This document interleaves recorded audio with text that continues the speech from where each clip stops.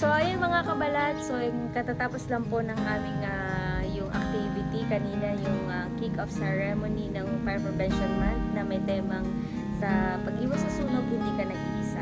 So ngayon po ay inaantay ko na lang yung aking kapatid na magsusundo at kami ay bibili ng ulam dun sa Barangay Banglos dahil doon po ay may sariwang isda. So let's go, samahan niyo po kami. Ayan, naka-uniform pa ako. Yan, naka-AB pa ako, natagal ko na nga pala ito. So yun, samahan niyo kami mga kabalat. Po pala susunod-sunod ang activity namin dito sa lokal na pamahalaan. Kahapon ay Kasalang Bayan, ngayon naman ay Fire Prevention Month, kaya hindi po ako nakauwi sa baybay. So ito po ang ating vlog ngayon. Ang kapatid ko nagsundo na sa akin. Eugenie, let's go!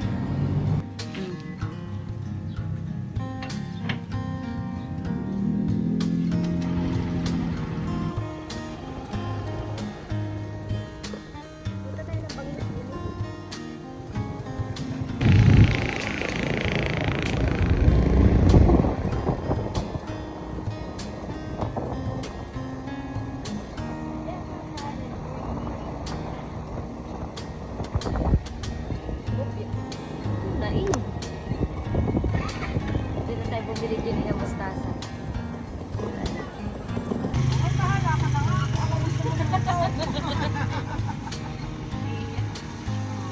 Dito mo, igaka mo yung kalahati.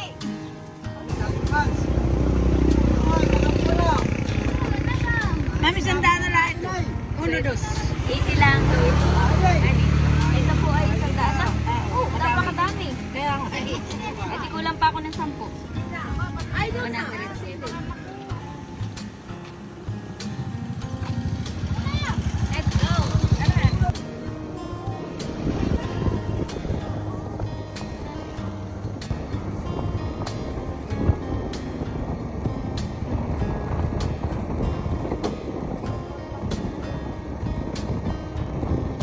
Dito po sa amin, dito lang po sa may anuling po ito ay meron pong taniman ng mustasa. Tingnan mo naman ang mustasa nila, tatay. Uha. Aba, bili na po kayo, talagang napakasariwa po ng mustasa nila. From farm to table. Iyo, may from farm to table. Yan po ay napakadami. May mustasa sila, lalaki pati. Mga kabala, tingnan mo, tataba Iyo, ganda ng mustasa. Pwedeng tayo. Apo. Pwedeng mawalan dahil ang pagkain natin nabubuhay tayo sa chemical at organic. Apo, organic. Organic Ano ba yung farming. sardinas? Ilan ang expiration no? 3 Kaya years. nga. Oo. Oo. Pwede mo pang kainin. Ito, Kaya. within 1 month or 2 weeks.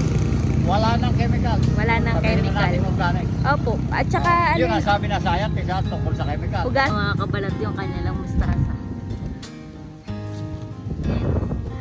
Nakatuwa.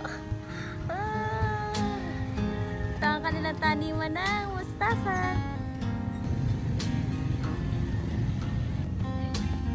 Oo.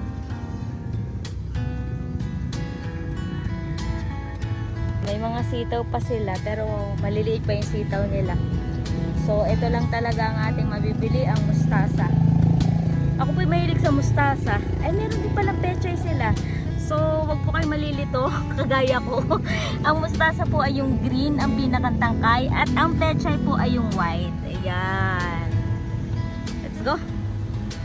Po ang pesto nila, tatay. Pwede po tayong bumili ng mustasa. Tatay, magkano ang mustasa mo? 20 po. Ganito kadami ay 20 na Napakadami. Ang inyo pong sitaw. Ganda din ang sitaw nila, tatay. So 1/4 kilo ay 20 pesos. Mura na mga kabalat. Kaya kung kayo ay taga dito sa Nakar o taga Infanta, pwede rin nyo rin dayuhin. Dahil ito po ay mura lang naman. Ayan mula dito, saan ba ito? Yan, tas dito po, ayan. 60 pesos din daw ang kilo. Nila sariwa. Bili po din ako 1 kilo. Ito na sa baybay.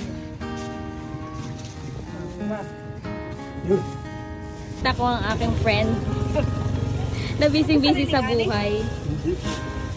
Thank you, tatay. Salamat po. Parang gani.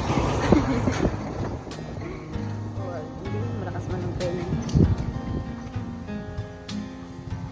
Ay, nangangapit na.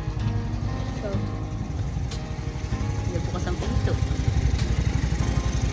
Tikbo pa. Nakabalat yung ating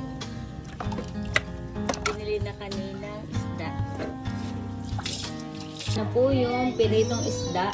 Tapos, ito na po yung aming, ayan, sinigang na may mustasa.